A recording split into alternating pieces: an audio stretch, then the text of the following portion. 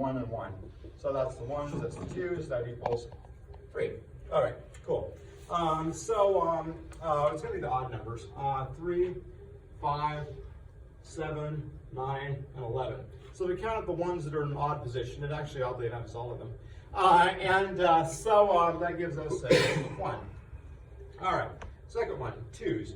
So there's a 2 in 3 here, because it's a 1 and a 2. There's not in 4. That's just a 4. That's it in binary. If you write down 4, you'd write 1, 0, 0.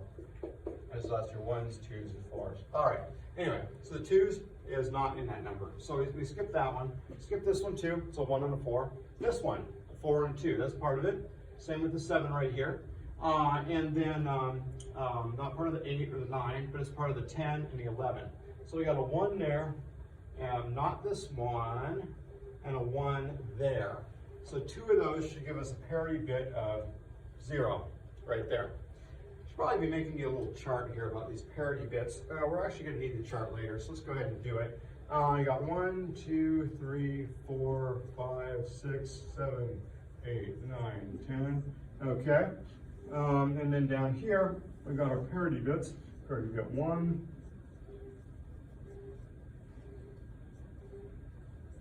All right.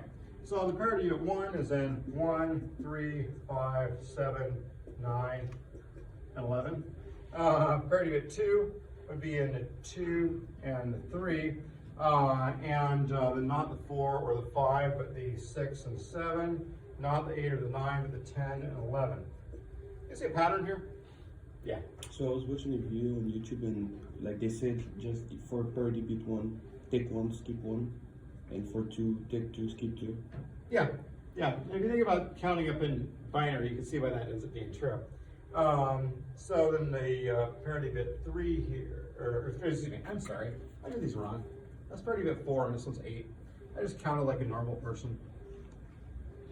I don't know why I would count like a normal person. I teach computer science. All right. So yeah, parity bit 4 is going to be in each of these. And yes, as noted, you can see the pattern here. You got 4 and you'll skip 4, which is actually the entire rest of them. But if we kept on going, you'd see that. All right, so then the 8, there's going to be 8 and 8. It's the only thing in 8. And a 9 and a 10 and 11. And actually, and so on a little bit further. All right. So we can use the chart, or we can just kind of go along. The 4 has the 5 and the 6 and the 7 in it, so there's only 1. And so that would be a 1. And then 8 is going to be in these 3. And so that's just got a 1 there. All right, there we go. So this is the thing we send across the network, this whole string up here. All right, so let's say one bit gets split. We'll go ahead and make an error. I don't know, maybe that one. Okay, that was a 0 before, right? All right, there it is. There's our error. Oh, I have a red pen here. There should be a red error. Hey, there we go. There's our error. All right, so we've got the error. All right, so we get this back on the other side. We'll go ahead and check. This first bit, see, it should have 1, 2, 3, 4, so it should be a 0, but it's a 1. So we can see this one's got an error. All right, next one. So the 2 appears in here. You got 1, 2. So this one's actually correct right there. Bit 2. Maybe I should have done that in green. All right, and then 4, go through these, is 1. So again, this one's actually correct. And then lastly, the 8 here, you got 2 there, so it should be a 0, but you can see it's not. All right, so we got an error in parity bit 8 and a 1. And if you go down this chart here, you can see it's not bit 1. That would be parity bit 1, but not parity bit 8. So you keep going down here and looking for one where you got, these 2 wrong, but the other 2 right, or that's only involved in those 2. You're gonna get to 9 right here. All right. And there's others that are within 1 of it, because like 11 here, for example, both those would be wrong, but if it was 11, then parity bit 2 would be wrong as well. And parity bit 2 is not wrong, so therefore it's not bit number 11 that has our error in it. Oh, that was interesting. All right. Yeah, anyway. it's contrived so that that's always true. There will be only one bit that can cause the symptoms we're seeing. All right, so since bit 9 must be wrong, then we can go ahead and take that up there and flip it, and then we have the original message back again. So, not only can you detect the error, you can actually fix the error. All right, now this can go on quite a lot further. Now, I don't want to draw my chart a lot further, but I believe Wikipedia's chart goes further than mine. All right, there's the chart. All right, so they brought this chart out to 20 bits instead of 11. We kind of cut off right here. But you can see we can go this far, and they put one more parity bit there, the parity bit for 16, and it's going to occur 16 times and then skip 16. Same pattern you noted. And so you can make it work with 5 for this 20. Now, we could have actually had a few more checked and corrected bits. We could have gone out all the way to 11 data bits and kept just our number of parity bits that we had so far. And so you see, the further out you get, the more efficient this is in terms of how many bits you end up using for parity. With this scheme up here, we got 7 bits of data and 4 of parity, and so we've got over a third parity bits that we're transmitting, and so it might be better to extend this a bit, at least take our free up to 11 bits here, and maybe potentially go a fair bit further. Also might be tempting to try to end on something even. You can see one disadvantage of this scheme is you end up with funny numbers of data bits. Like if we do go ahead and take our full 11 data bits, I mean, who ever heard of doing 11 data bits? You know, that said, we could take one more and then run bytes at least. Or you could take a couple of them, and this chart stops at 20, although maybe the ... can be clicked on, I don't know. I didn't try that. Yeah.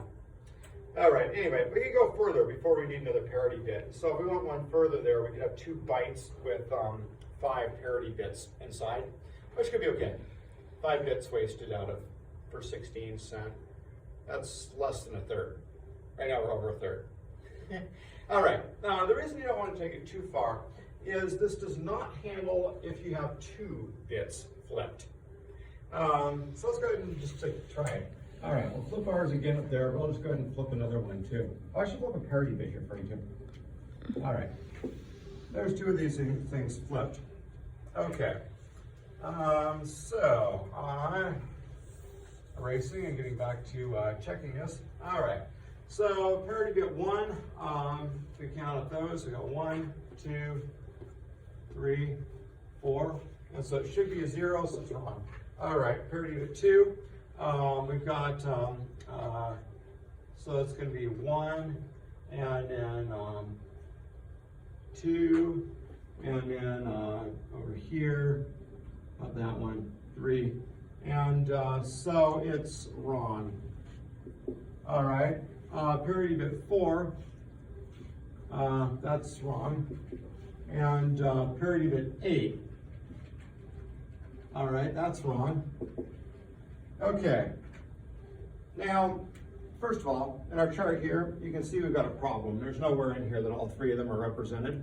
So from our encoding scheme here, you can tell that everything is bad.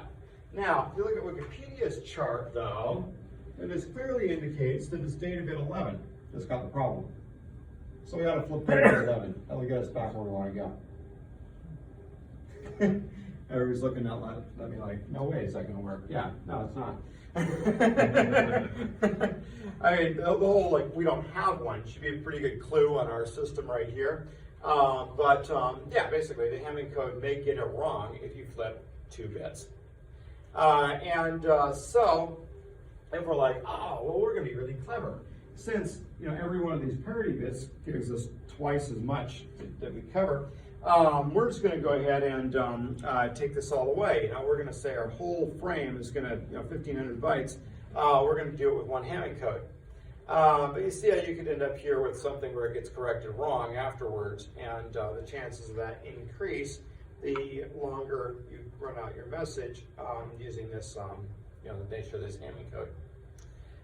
All right, so that's a definite disadvantage in the Hamming code. Okay, so these schemes, I bring the Hamming code up to the front here because it's kind of simple. It kind of works and it kind of illustrates the problem if your data is too corrupted. Now, suppose you have a message that goes across the network and it gets so scrambled that you end up with multiple bits flipped in each of your Hamming code segments.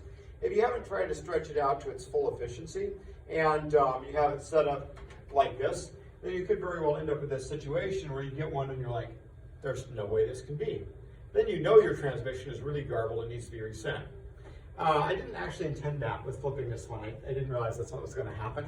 Probably should have, since I knew that I was flipping one in each of the P4 and the P8. But sometimes it just plain indicates one wrong that could be wrong, and that happens too. So anyway, you're going to be able to detect that something has gone quite haywire that way. Another thing you can do is set a checksum as a second sort of measure. So suppose you're going to send the whole message across. You're going to use Hamming codes to try to correct some errors. But then you also calculate a checksum over the entire thing you intend to send. The same kind of thing as like an MD5 hash, that kind of thing. Where you got some kind of number that can be calculated off the whole message if it's correct. So when you receive the message, you go ahead and run the Hamming codes and correct any 1-bit errors that you find. Then after that, you check to see if you've got the right message for your checksum. So if your checksum doesn't match, you corrected it wrong. Too bad, it needs to be resent. If your checksum does match and you made some corrections, then you just saved retransmitting the package. It doesn't have to be retransmitted now. You've got the right version. Of course, you go through the Hamming codes and you don't fix anything, and I guess that was a waste of effort that time.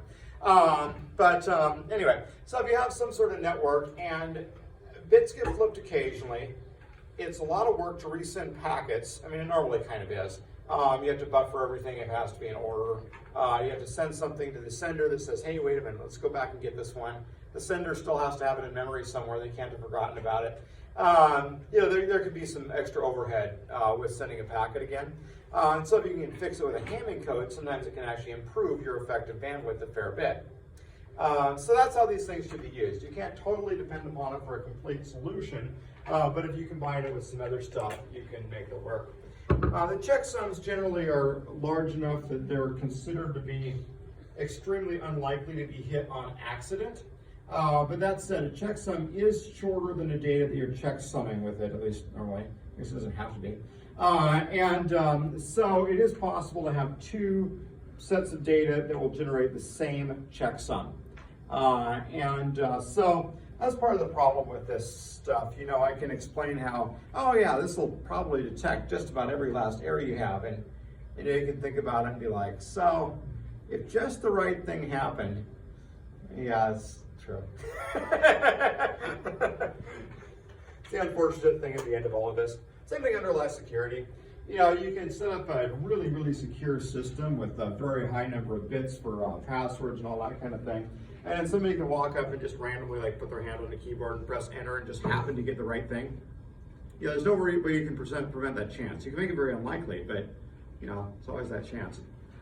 You're like, oh, I finally got the biometrics set up right, and an identical twin walks right through it. All right. Yes, Hamming codes can be useful. There's notes here about where these things line up. So there's some places where we're pretty close, like 15 or 31 or 63, but a lot of them aren't quite right on. Anyway, so you got numbers of parity bits, and then you have a certain number of total. Oh, I'm sorry, it was a data bit column. I should have been looking at saying it's a little bit off. It's just a little bit more off. So there's names for them. We would have been doing it Hamming, so we had 4 parity bits, and we had 11 data bits. So you can see how that works. And then there's the rate, like how efficient is this stuff.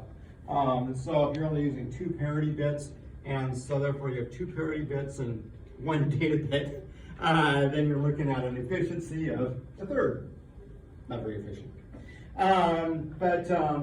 It gets more efficient the further you go, and you can see it quickly heads towards 90s and % for efficiency. And so it's not that much extra bandwidth if it saves you the occasional retransmission. All right, now there's modifications onto it and whatnot. Yeah, a few depictions of it, like which ones overlap with whichever. It gets hard to draw a Venn diagram when you have more than 3 parity bits. You start needing to have like Venn spheres in 5-dimensional space or something. But you know, a few notes, using an additional parity bit. You can put an additional parity bit on to try to detect errors, which is kind of the same thing as the checksum. At the end of this, you're like, all right, I'm having one more bit, and it's just a parity bit over the entire thing once it's been set correctly. Then if you fix it wrong, maybe you can detect it with a parity bit. That said, parity bits are not resistant to 2 bits flipped either. If you flip 2 bits, it'll defeat a parity bit. Now, on the Hamming code, if you've got 2 that are wrong, and so you flip one more and make one more wrong, that should be 3 wrong. All right. I should show you the parity bit itself too. All right. Let's go ahead and put both of these back. I think those are supposed to be 0. All right, we'll go ahead and flip a parity bit. Say we flip that one. All right, so that's where our error is. I don't know where I put my red pen, right there. All right. Okay, so we don't necessarily need to go through the exercise of figuring out which one is wrong here, or which one parity bit says is wrong. When you do this, you're going to find that this parity bit is wrong. And the other ones will be right.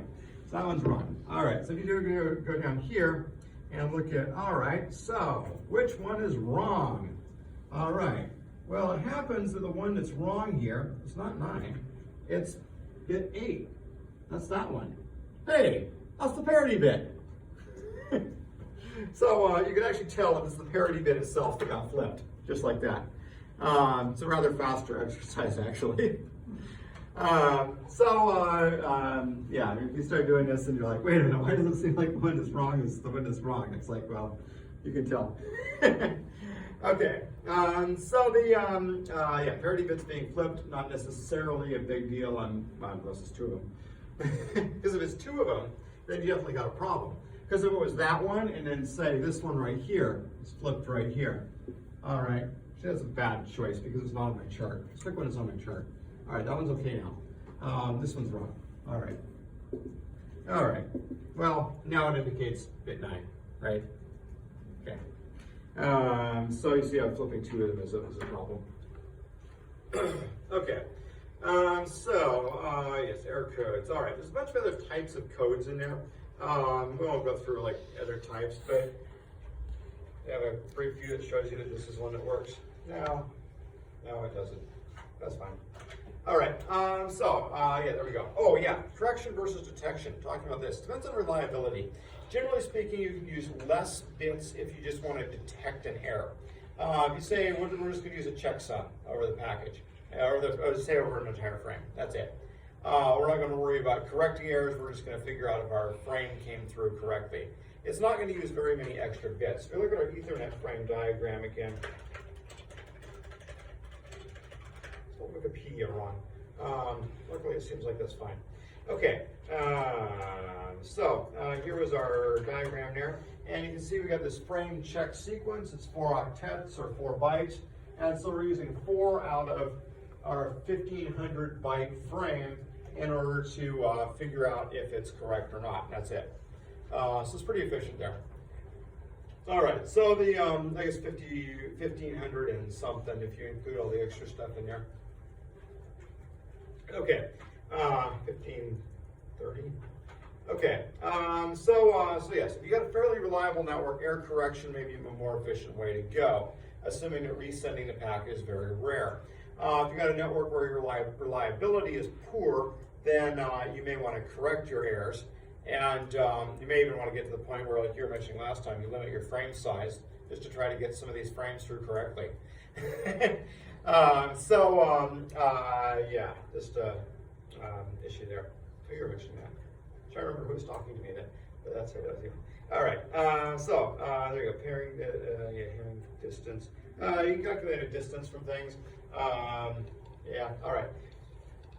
We didn't really talk about that. If you like being more theoretical about this, you could say that you've got message M and you're going to convert it to something called N, which is a representation. And so our task here, we're trying to find the closest valid representation to the one we have. That's essentially what we did here with this Hamming code. We figured out what one bit could be flipped to make our message correct. And that's great if we had that one. But if we had a more distant message originally, then we may end up picking a closer one on accident. It's kind of like if you hear a word and it's sort of garbled, and you know, somebody's I don't know, talking to you and brushing your teeth, and they're like, "I saw a," and they say some, you know, kind of thing that you can't quite hear. And today, you're like, "All right, what's the closest thing? Maybe cow. You saw a cow today?" And they're like, "No, I didn't see a cow today. I saw a chinchilla." Anyway, so you know, it can definitely happen. I'm trying to get my daughter not to talk to me while I brush her teeth, but I've been doing a lousy job because when she says something, I'll usually make up something funny that's like kind of a little bit like what she could have said, and say it back to her, and unfortunately this is not very discouraging.